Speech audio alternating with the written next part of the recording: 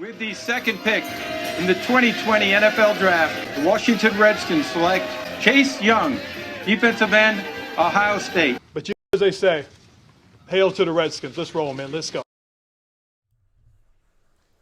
Welcome, all my fellow Redskin brethren and sistren. I am your man and resident Redskins fan, Lou. Thank you for joining me here on the Redskins Report. And this is a special edition because I was talking to a viewer. As a matter of fact, we were doing the Redskins Report live last week, and someone asked me, was I going to watch the Alex Smith Project 11 documentary? And I was like, yeah, I'm going to watch it. I'm not going to watch it live, but I'll record it. It'll be on the DVR, and I'll check it out at some point. And, you know, there was a lot of hoopla. There was a lot of action on Twitter on Friday night amongst Redskins fans and people that cover the team surrounding the Alex Smith Project 11 documentary. And I said, man, I've got to get to this thing. And someone had asked me again, are you going to, break it down? Are you going to do a video on this? And I'm like, probably not. I'm probably just going to watch it like everybody else. And then, after watching the documentary and seeing the all of the different tweets and IG posts and all the social media activity and people doing podcasts and things based around this documentary, I said, well, I might as well throw in my 2 cents. And really, I had a different perspective after watching the entire documentary. And remember, we got a little taste of what was to come. And I don't know if you guys recall, but I had done a video about 3 months ago or so. It was right around when this draft thing was starting to get kicked off. And Alex Smith had done a sit down with Jeremy Schaap, about this E60 documentary that was going to come out down the road. We didn't know exactly when, but, it was him kind of chronologically going through the events that took place with his leg and where he was now and what his thought process was.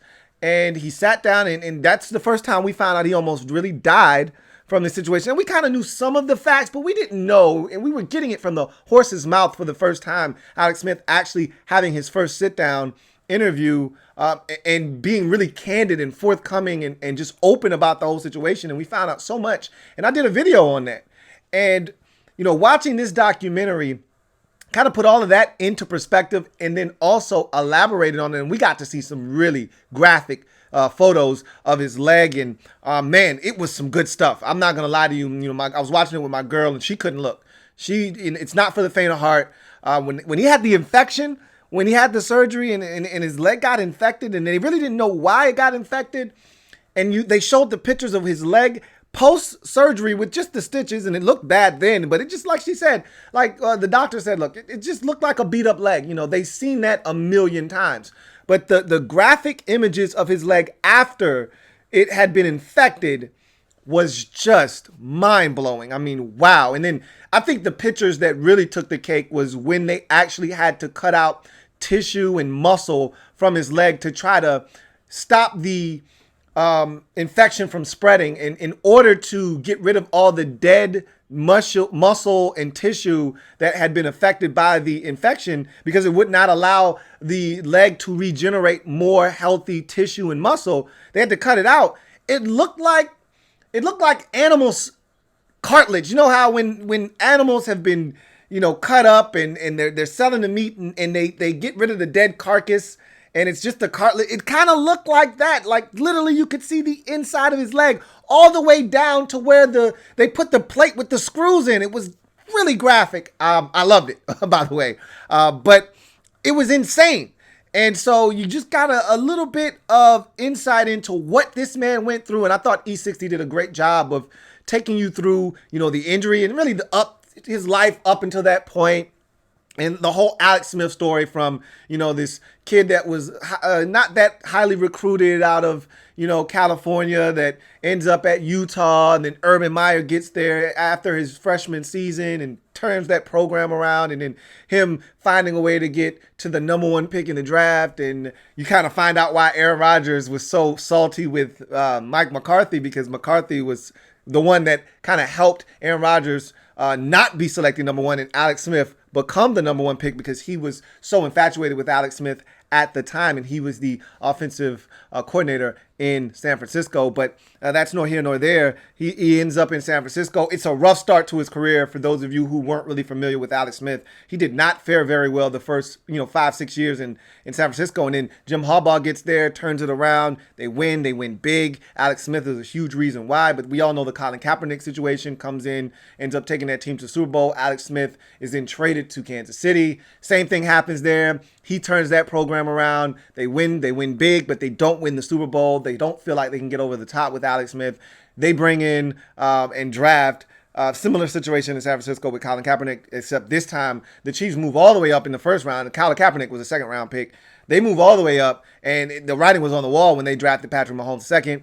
He ends up taking over after 1 year of Alex Smith starting with him backing him up, or Mahomes backing him up. He takes over that following year. They trade him to the Redskins. And the rest is history. We all remember the November 11th game versus the Texans.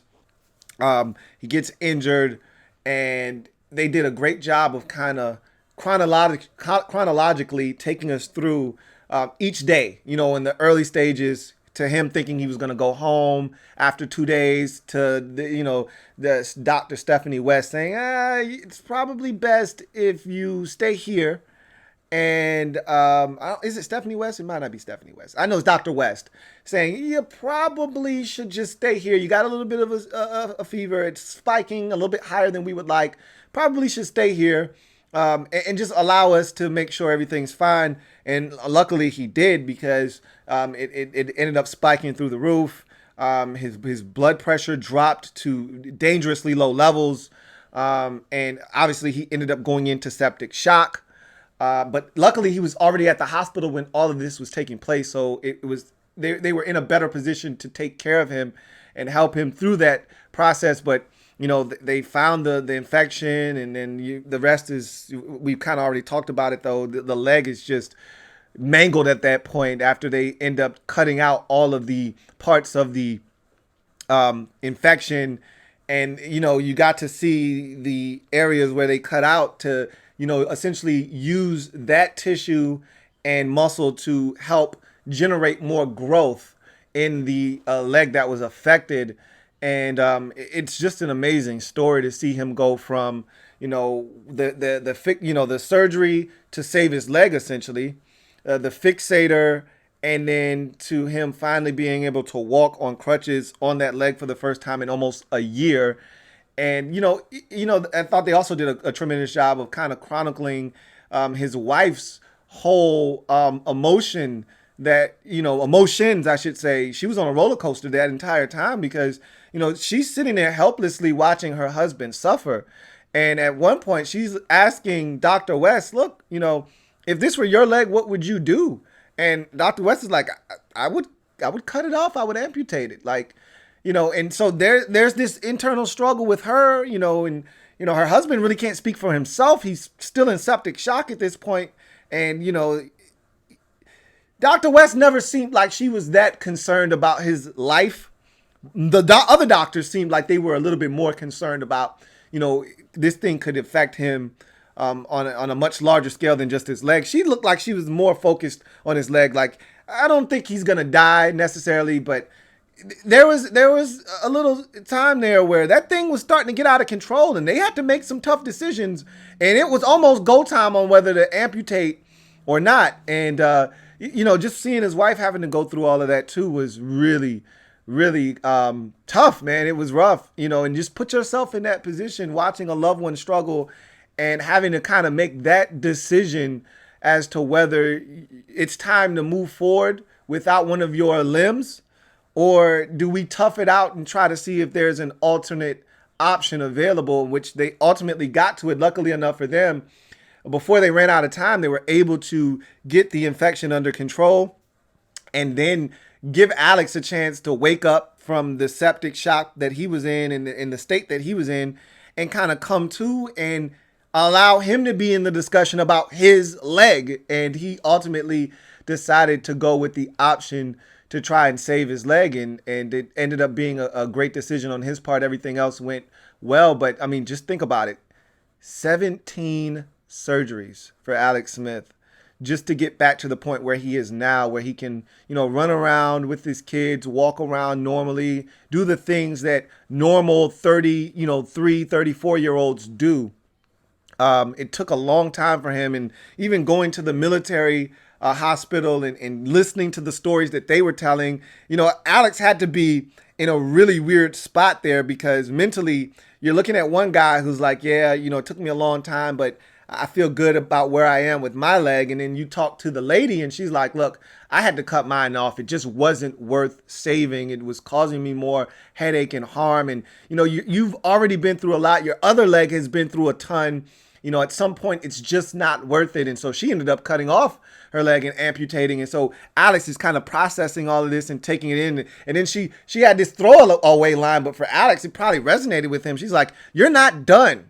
You're not done going through stuff and suffering. Like, there's more to come. And, he's just kind of taking this all in. And so it's just a surreal experience for him, obviously. And it's a hell of a documentary into the recovery process, because it's amazing as fans. Guys get injured, you tear your ACL, your MCL, whatever, and we just move on. It's the next guy up. We don't think about the long journey that these guys have to go through and on to get back onto the field. It's out of sight, out of mind. And you hear these players say it all the time when they get injured. It's almost like you're not a part of the team anymore, because you're away from everyone. You're away from everything.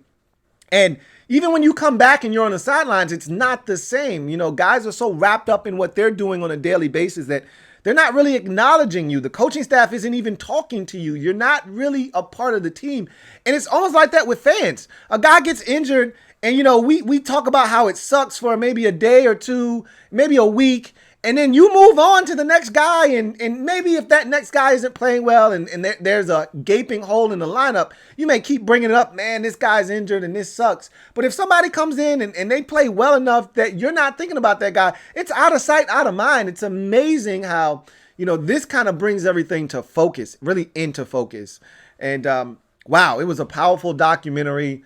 I enjoyed it thoroughly, and I wish Alex Smith nothing but the best in all of his future endeavors. But I'm going to leave you with the same thought and the same kind of concept that I've been preaching all along, and that is, I don't want him to play football ever again, not in a competitive manner.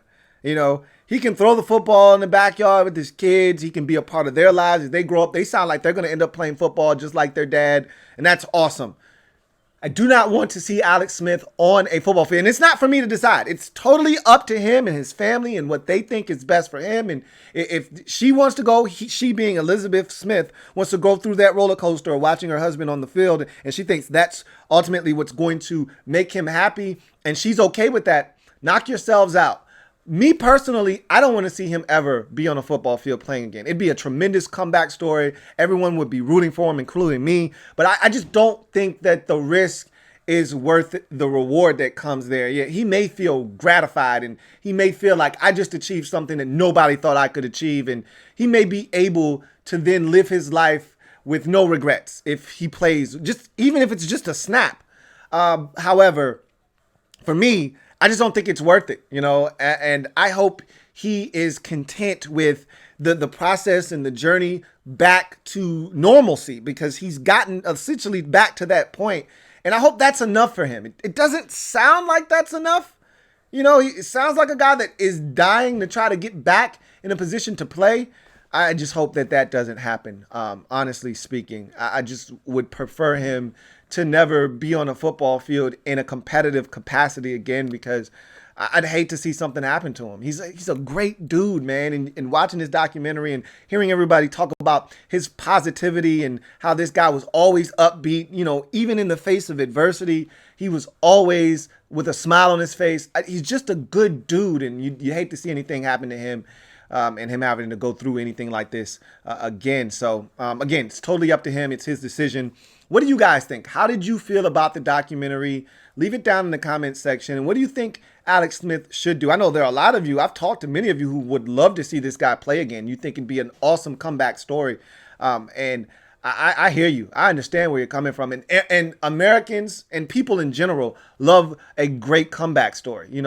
You root for someone that is down in the dumps or someone that's an underdog. We as people love to see the underdog or the guy that was down now looking to try to get back up. We love to root for those stories, the feel good stories. This would be one of the all-time feel good stories if he were ever able to play again, but I just don't think it's worth it, to be honest with you. So what do you guys think? Leave it down in the comment section. Dying to read what you guys have to say. I thought it was a well done documentary, and I actually thought it was going to be longer than what it was. It was just an hour. But E60, that's why it's called E60, because it's 60 minutes, generally speaking. They did a tremendous job kind of encapsulating everything into an hour in the Project 11 documentary. So I'm your man, Louie T. Remember, I am a Redskins fan, etched in burgundy and gold. My Redskins spirit will never die. Redskins spirit will never fold. Until we meet again, hail to our beloved Redskins. We will be live on Thursday for the Redskins Report Live. And the beauty of Thursday's program this week is the schedules will be released literally an hour before we come on. And so by the time we hit the air live, we'll have the Redskins full 2020 schedule in front of us to be able to touch, see, feel, and talk about. Now the real question will be, will they be able to get to all 16 of those games or not? Time will tell on that front, but at least we'll have the schedule in front of us to discuss. And so that should be a ton of fun among other topics. So look forward to chopping it up with you guys on Thursday night live on the Redskins Report Live. Until then, I'm your man, Louie T, signing off. Remember, stay safe. Above all else, stay safe. Keep yourself safe, your family members safe. Do everything you can to stay safe. And we will reconvene on Thursday. You guys take care. And make sure you like this video, subscribe to Louie T Network. And if you haven't already done so, make sure you follow me on IG, Louie T Network _ as well. You guys take care. Louie T Network.